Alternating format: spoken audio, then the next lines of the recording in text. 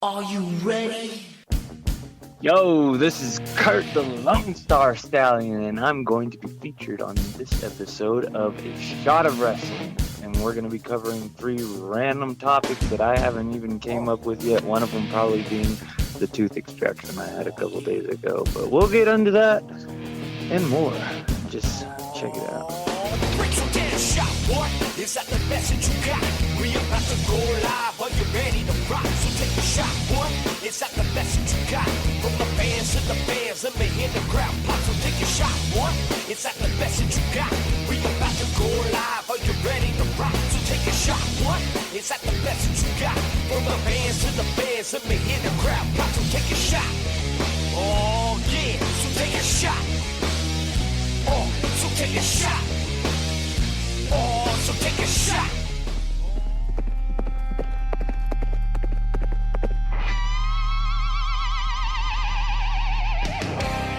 All right, if you're ready and willing, I'm Abel. That's right, I'm Abel the Green Man, and welcome to another exciting edition of A Shot of Wrestling, the interviews.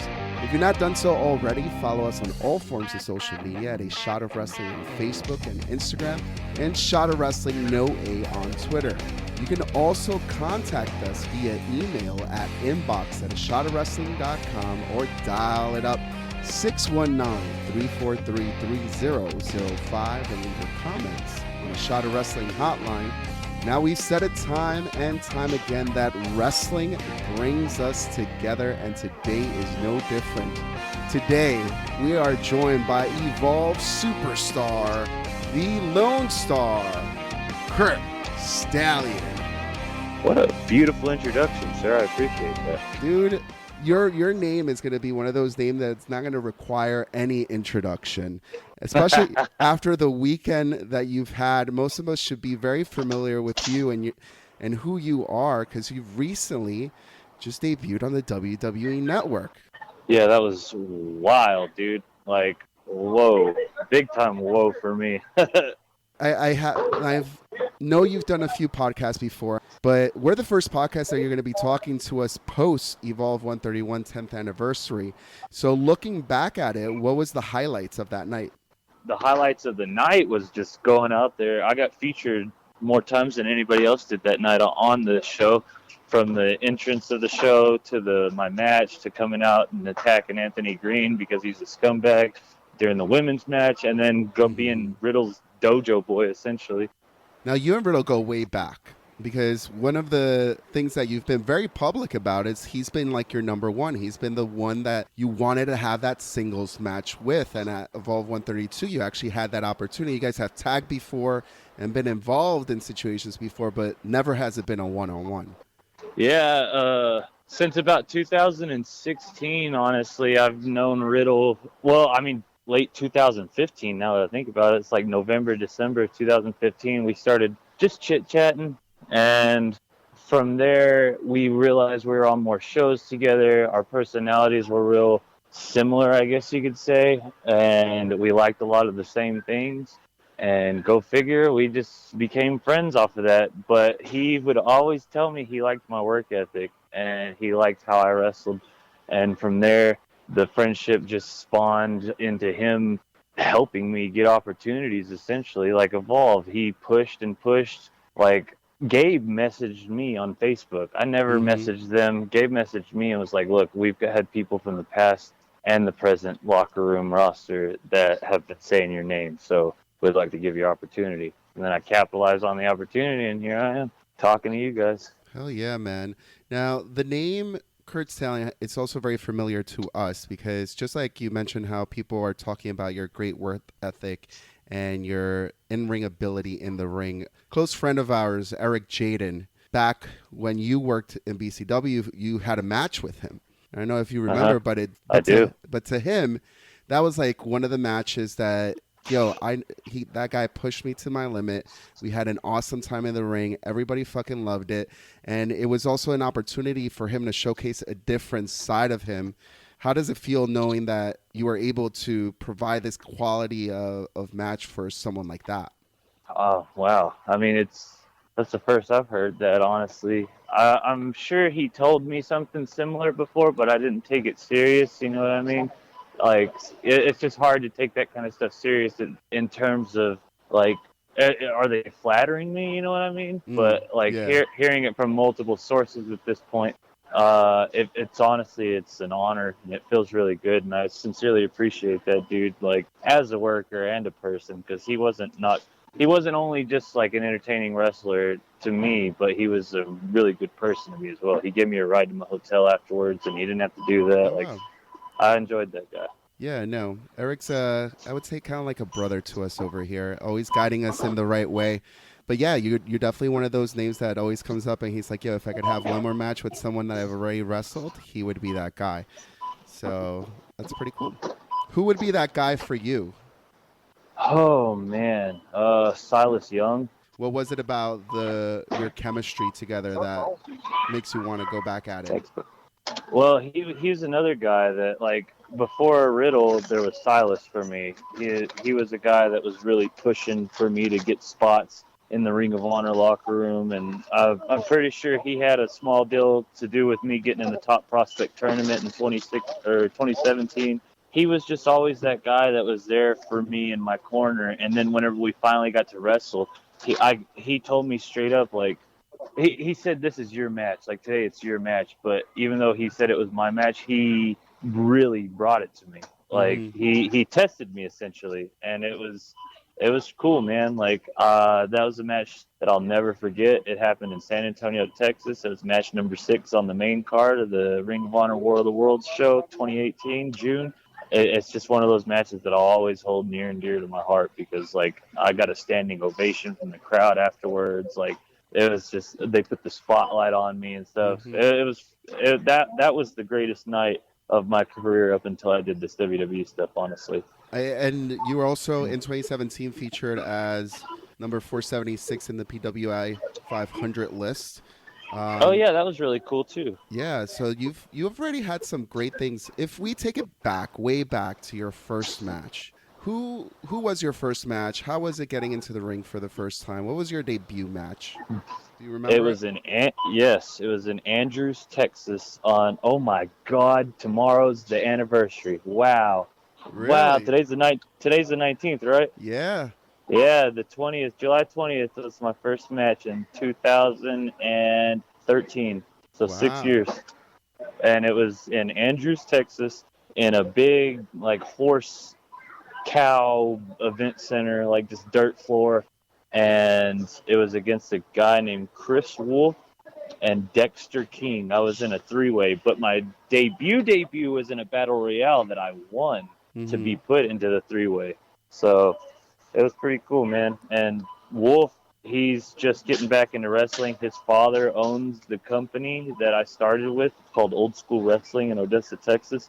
Mm-hmm. But his father recently passed away, so he had to step up and like kind of take the mantle. And so he's starting to get back into the game. I've been doing the training here in Odessa for the past 6 to 8 months, I think. Yeah. And he actually showed up to training on Thursday and told me straight up like, "Hey, I want to get back in it. I really like I've got the itch, and it's always been there, but I've just ever since his dad passed away, he's been having to take care of his little sister and all that stuff, make sure she gets to school and Mm-hmm. yada yada." But so I'm helping him out.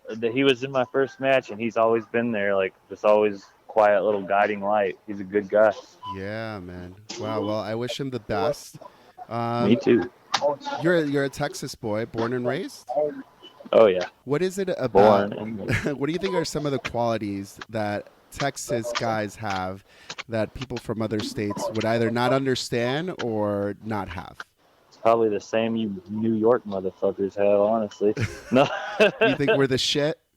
Yeah, dude. I mean, that's how it is here too, dude. You're from Texas, you're a bad motherfucker. You're from New York, you're a goddamn Yankee. Like that's how it goes, man. But no, like I mean, I don't have any quarrel or beef with anybody. I don't care where you're from or who you are. You're a good person. You're a good person. But if you're from Texas, you're a bad motherfucker. Well, I gotta say, Texas has one of the best food areas. Yeah, thank Fucking you. man, I appreciate it. barbecue, any Oh, yeah. meat. Oh, Yep. Y'all have a vast majority of food, but I like the taste of ours a little bit better, brother. no, yeah. I I've been when we went to WrestleMania for Dallas. There was not a bad restaurant, and we've even done the takeout shit. Even the takeout, like Yeah, Whataburger, was like amazing. I yeah. was like, yo, this is I good. Like I have love Whataburger, dude. now. There's a lot of beeping in the background, so we just want to be clear with everybody. You know, I'm in a grocery you're store. in a I grocery apologize. store. No, not at all. I'm gonna go here. I'm gonna go stand over here because they can hear my beeping. All right, But cool. I'm getting away from it. there's a lot of random topics we're going to talk about. This is going to be one of them right now. When you're at the grocery store, name 3 items that you would eat while you're there without paying. Well, if I was fucking 19 years old again, I would go grab a quart of horchata, which is a What the hell's fucking a delicious. horchata? It's horchata with an H, HORCHATA, horchata, and it's pretty much like cinnamon rice milk water. It's a delicious, delicious, delicious Mexican drink. I was just going to Doesn't say that's sound a good. Mexican drink. Yeah. Yes, it doesn't sound good, but it's so fucking good, dude. I used to walk around in San Antonio when I first graduated high school and moved over there by myself, and me and my buddies would just drink the fucking horchata and then throw them away as we're shopping, a whole quart. But I wouldn't do that with anything else, honestly. Like I'm not that kind of guy.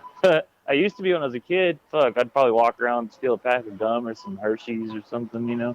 Some grapes. Maybe you want to taste the grapes, you know? Yeah, walk around eating grapes. Fuck it. A banana. But yeah, I think produce is free for all. It's Yeah, out in the that's true. open. As long as it's not wrapped, I think it's good for the tasting. There you go. That's what I think. That's a good little point of view. Your influences in wrestling early on, who were they? Chris Benoit, Eddie Guerrero, Randy Orton, Shawn Michaels, Triple H, and then whenever I started watching indie stuff, it went over to the Briscoe brothers, Silas Young, Michael Elgin, Shibata. Fuck, Yeah. Shibata is like fucking king to me. Ishii, Ibushi, all those guys, like the entire fucking Dragon Gate roster. Like just I'll leave it at that. Now you've had the opportunity to go to the dojo. Shibata's the head trainer there. So how was that experience for you? Like meeting, I guess, one of your idols, or It was the most intense thing that I've ever done in my entire life, honestly. Not just the meeting Shibata thing, but the workouts and the drills they put us through. Like it was, oh my god! My body has never, ever been able to do anything like that. Like without, like if Shibata wasn't there, if he wasn't the coach, I don't know if I would have willed myself through it anymore, just because of how grueling it was. But at the end of the day, I did it, and it was dope, and I'm glad I stuck with it. So yeah. what is some of the main differences being trained in that style of dojo compared to training that we have here in America? Well, in that style of dojo, training is life. In America, you can just get put on some fucking show. Like, oh, this dude's been training for a little bit by fucking Dickhead McGee in bumfuck Kentucky. Let's put him on our show. And the Japanese dojo, you ain't getting on any fucking shows until they tell you you're ready. Like, they're very strict. It's better that way. Anybody in your class crack? I wouldn't say cracked, because they weren't given the opportunity to crack, essentially. He just kind of disregarded them after a little bit. Like, people that would just give up, you know what I mean? What is the biggest learning that you think you would take away from the time there? Honestly, discipline for the most part, which, I mean, I had before, but, like, in terms of sticking to a workout regimen, like, and implementing the fact that I need to be doing the stretches and the bridges and all that stuff every day, like that kind of stuff, and just not slapping my leg as much. A lot of leg slaps going on in wrestling today. Yeah, too many. What was the last big match that really got you excited? Riddle and Gulak, since I was sitting right there, and it was amazing. That was fucking awesome. That was a really good match, dude. Yeah. I tried to take some of that into the match I had with him the next day, and he just ate my lunch. Did you guys go over the match at all afterwards? Like, Did he give you any advice going forward? Is he one of the people Uh, that you go for advice? Advice I get from the people who I work for, essentially. Like, I want to know what they're looking for rather than what other wrestlers are looking for, if that makes sense. But Hmm. Riddle put me over pretty hard on the mic after the match, and he didn't really have any critiques for me afterwards. He just told me I did really good, and that was cool. So you and Riddle are close. You've also mentioned that there's been other wrestlers who kind of just backed up your name. Would that be considered some sort of wrestling politics? Well, the way politics work, in my opinion, is if you're going up to people and kissing their ass trying to get a spot, or you're talking shit about somebody behind somebody else's back to try to take a spot out from underneath somebody's feet. I don't Mm-hmm. kiss anybody's ass. And Mm-hmm. just because I'm friends with Riddle doesn't mean that I'm fucking kissing his ass, proverbially sucking his dick trying to get spots or anything like that. That's just my friend, and if he wants to help me out, that's cool. And if anybody wants to think otherwise, I'll punch him in the fucking face because I'm one of those guys. So, like, that's why I don't have confrontations with anybody, because I won't have a confrontation. I'll just fight you, That's that Texas in you. I like it. I guess. That's just the way I was fucking raised. Were you raised in a big family? No, fuck no. I was broken home. Really? Okay. Yeah, dude.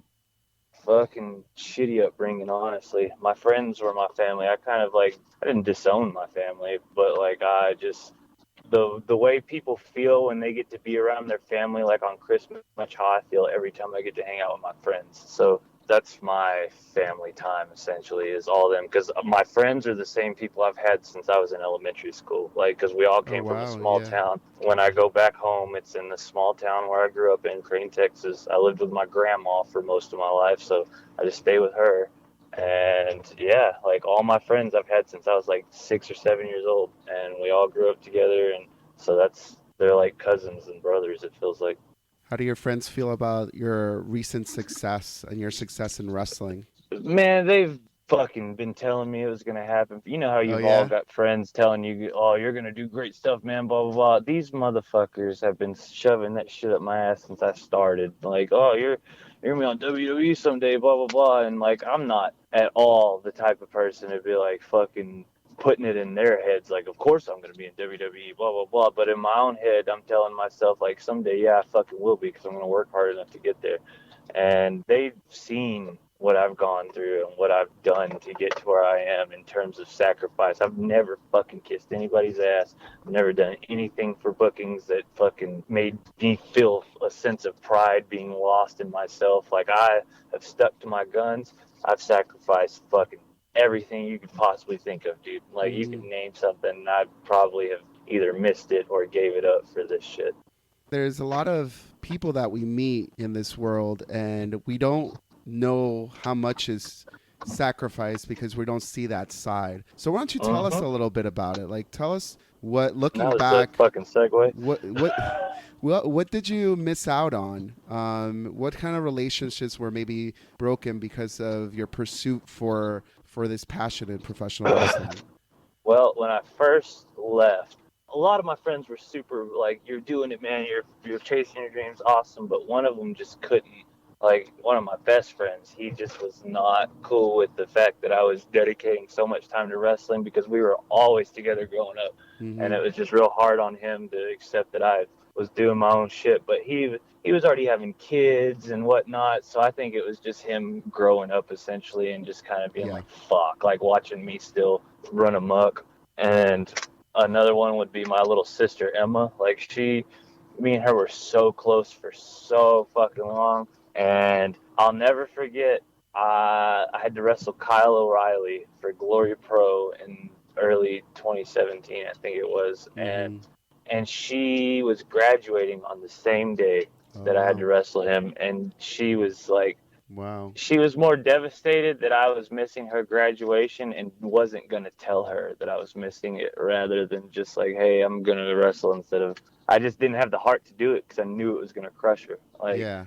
because she's like, "I didn't care about anything up until this point, but this was important to me, blah, blah, blah." Hmm. But that kind of opened her eyes to how it's going to be in terms of me with wrestling, you know what I mean? And she wasn't too cool with that. And ever since then, she's been kind of a shithead. I found out she smokes pot. She's hid it from the whole family except my other sister. And then I found out about it, and she got all pissed off that I found out about it, even though I've been doing it longer than anybody I fucking know. So I don't know. It's cool though. Like, that's just an example of like one of the relationships tarnished by this shit. Two examples actually. Yeah. There's so many more different fucking stories just like that are way like sleeping in my car, fucking not having money to go to shows but still going because I pawn loaned my fucking PlayStation and shit like that. Like, just making sure that I got where I wanted to get. Because I'd rather fucking wrestle than sit on my couch playing a goddamn video game, honestly, if we're being straight up. Yeah. Like, and I love video games, but I don't know, man. Like, I told myself, if I'm gonna do this, I'm gonna fucking do it. Like, there's no, fucking can't. My girlfriend wants to do this, can't do that. I can't go wrestle today. It doesn't work like that. Like, one of these days, all this fucking sacrifice and all this bullshit that I've put myself through and my friends and family is gonna pay off. And if it doesn't, then I'm gonna fucking die trying to make it do so. I love it. I love it, man. Now with Evolve recently being on the network, there's a clear line now drawn from Evolve to WWE NXT, because I'm sure, the powers that be were definitely watching that show. They've been watching that product for many years now. Does this now make you streamline into that promotion, like going there versus like AEW?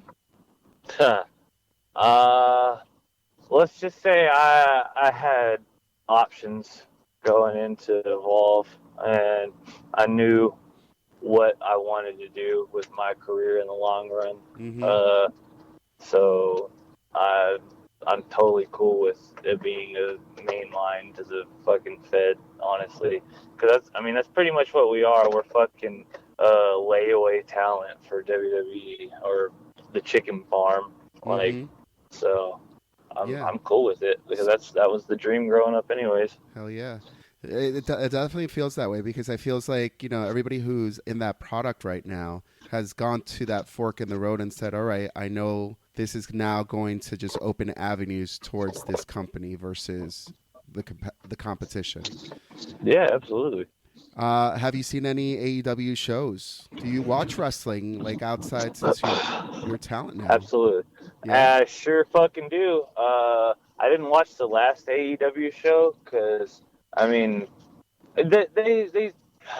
there's some supposed war going on or whatever, and if there is, I haven't noticed anything, like, other than fucking fans making bullshit up to feed their own nonsense. But, like, I think everybody's happy that wrestling's going on. From, like, even the Evolve guys, like, nobody's talking shit. Nobody's like, oh, I can't believe fucking blah, blah, blah. And I rode on a fucking plane from Chicago to Charlotte with Pentagon and Phoenix, who were going to Jacksonville while I was going to Philadelphia for Evolve and AEW respectively. And we were all just so happy to be together and hang out and whatnot. Like, those are my buddies. Like, fucking, there's no fucking competition between us. If there is in the offices, like, so be it. I don't give a fuck about that. I'm just wrestling for the company that I know is going to get me where I want to go if I keep doing what I've been doing, and that's just fucking busting my ass. Well, the company that you're going towards, the WWE, has a lot of the people who are from Evolve. If you were to put Curt Stallion in a WWE current storyline, what would you write for yourself?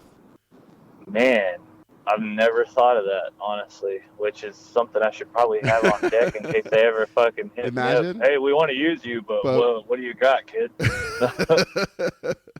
Well, me and Riddle were joking about I debut on NXT with Riddle in a tag team where we come out of a phone booth that traveled through time, like, and we'd be called the Wild Stallions to rip off Bill and Ted.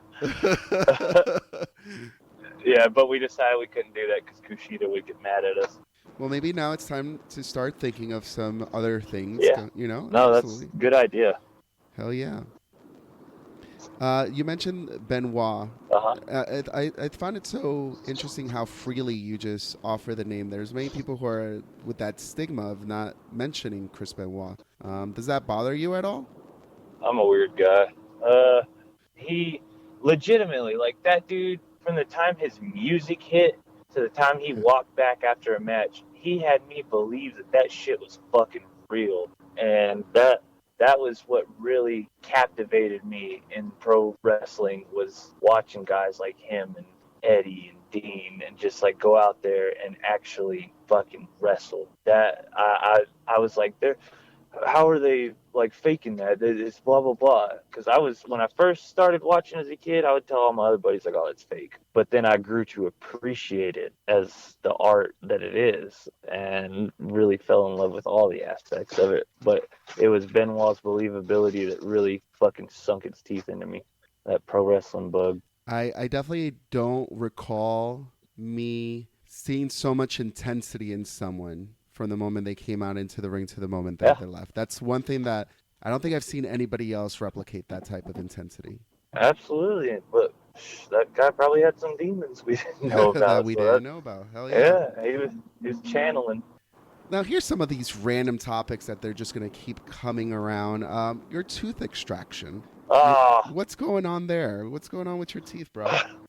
Well, dude, I really, really, really, really liked candy and soda when I was about middle school and high school, and it affected me. Bad teeth runs in my mom's side of the family. Like, she's had root canals and all that shit done. Ooh. Like, it's just the molars and stuff. Like, all our front teeth are fine. Like, they're fucking nice. But, like, the back teeth suck, dude. And it started, I got punched in the mouth in a dark match in late 2015 by one of Seth Rollins' students that I don't think even wrestles anymore. And he shattered my wisdom tooth. Oh, shit. And from there, it just, the tooth next to it got impacted and it split when I was eating a peanut one day, and it just kept getting worse and worse until finally, like, airplane rides were fucking me up, dude. Like, I thought I was gonna die. And the one I took home from Boston after the Riddle match back to Midland, Texas, I was like, that's it. I can't do this ever again. Because usually it would subside on the flight, but this one was all 3.5 hours the whole time. I got off and it was still hurting. So I was like, I'm calling the dentist. I'm doing it tomorrow. I'm just getting this shit done.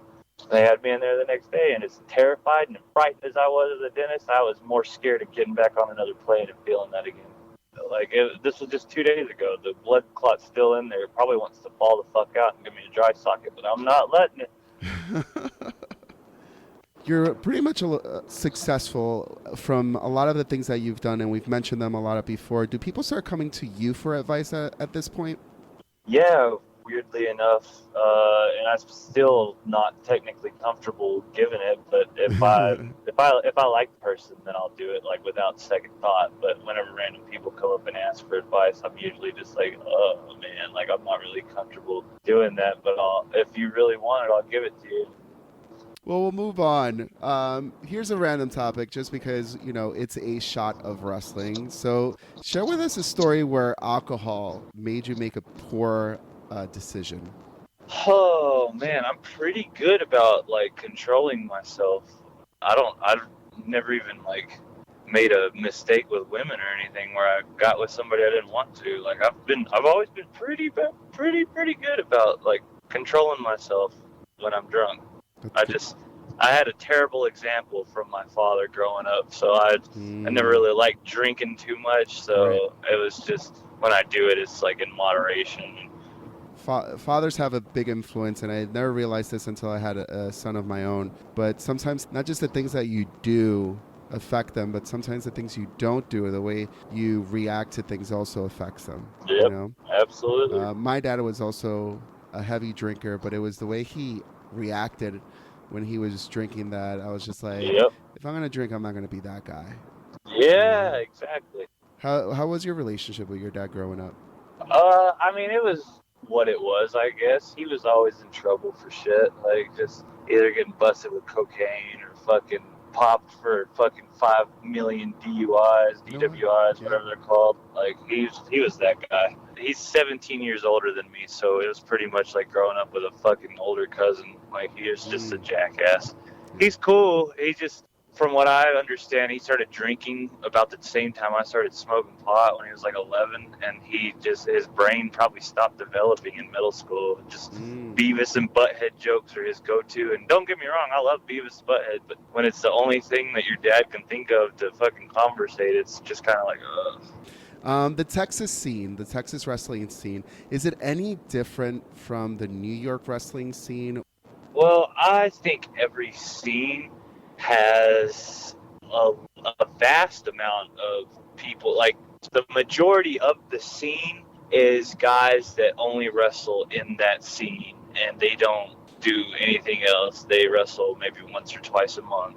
And if any more than that, it's not any further than an hour or two away. These guys here in Texas, man, like, they think just because they wrestle in Texas, like, all over Texas means something, when there's plenty other places to go, because what they're doing is it's the same guys going to the same shows, wrestling the same people, just for different crowds, and they think that's gonna fucking do something for them. It makes me sick to my stomach, honestly. That's why I got the fuck out of here and moved to St. Louis for 3.5 years and trained under Elgin, and actually fucking started traveling and doing something with my career rather than just playing wrestler on the weekends to fucking make myself feel better. Is this your full-time gig right now?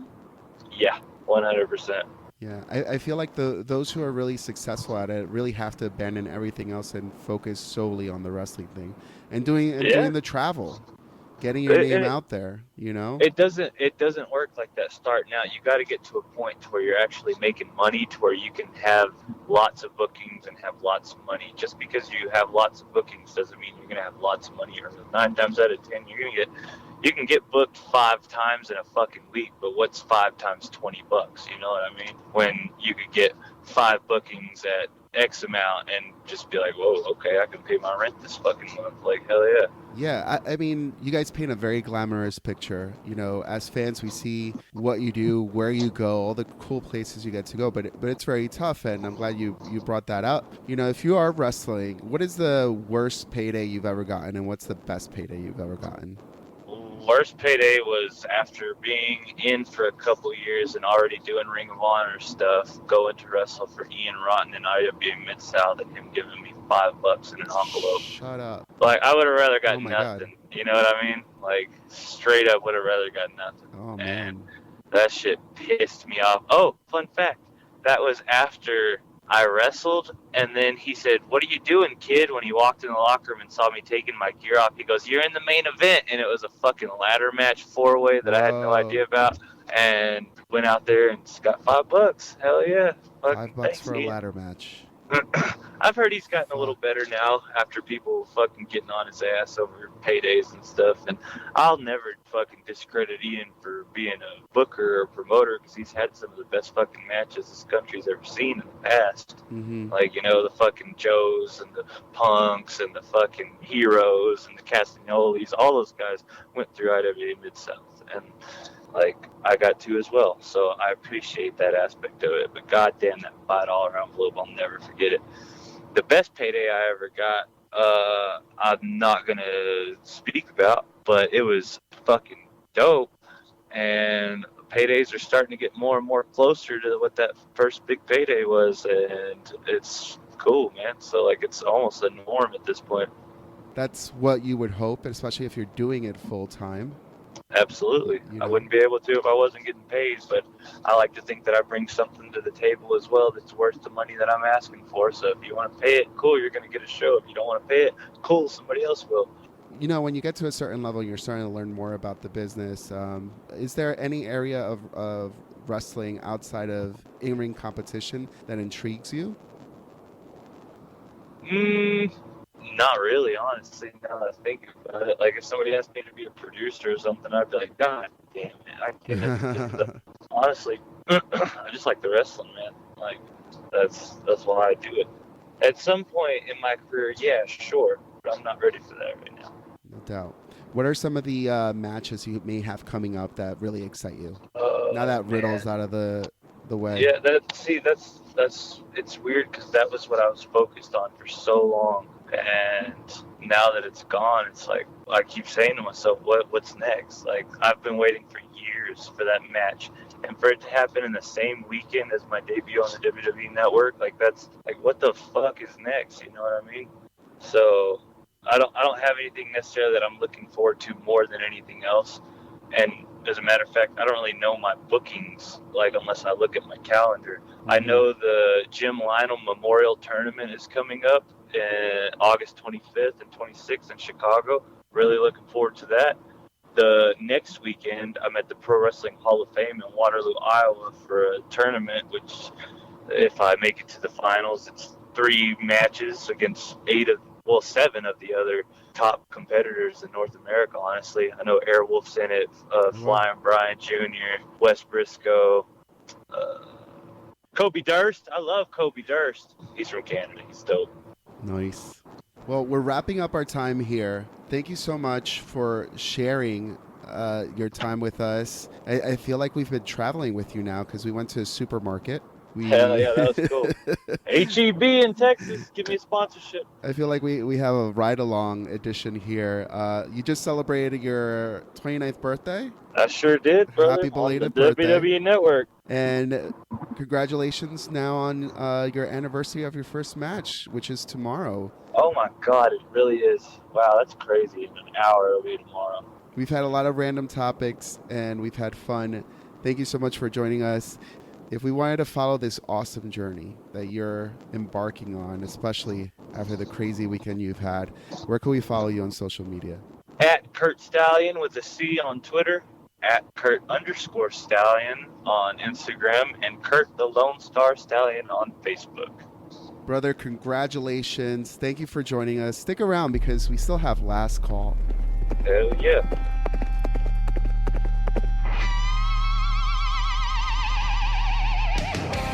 Well, there you have it. Curt Stallion's first interview post his amazing weekend at Evolve 10th anniversary featured on the WWE Network. If you like what you heard, go back, check out the other interviews featured here on YouTube. Make sure you subscribe, like, and comment this video and share with anybody you think would like to hear a little bit on what the future of professional wrestling sounds like. But interviews, they're just part of the conversation here at Shot of Wrestling.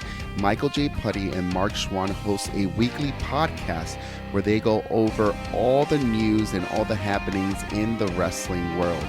Make sure you hit them up on Podbean, iTunes, SoundCloud, wherever you get your podcasts, and follow us. That's right, follow us on all forms of social media at A Shot of Wrestling on Facebook and Instagram, and Shot of Wrestling No A on Twitter. If you want to support us a little bit further, you could go ahead and do that at bigcartel.com at A Shot of Wrestling. Get yourself up a t-shirt, a bandana, whatever you'd like. It's been a great time for everybody here at A Shot of Wrestling. For Curt Stallion, good night. Ladies and gentlemen, at this time I need to announce it's last call at the bar. Oh. All right, everybody, we have made it to the end of the episode. It's last call. Curt Stallion, it's rapid fire questions. The first thing that comes to your mind is the first thing you should answer. Are you ready? I guess. Let's do it, man. Let's do it, man. Where is the furthest you've ever traveled for wrestling?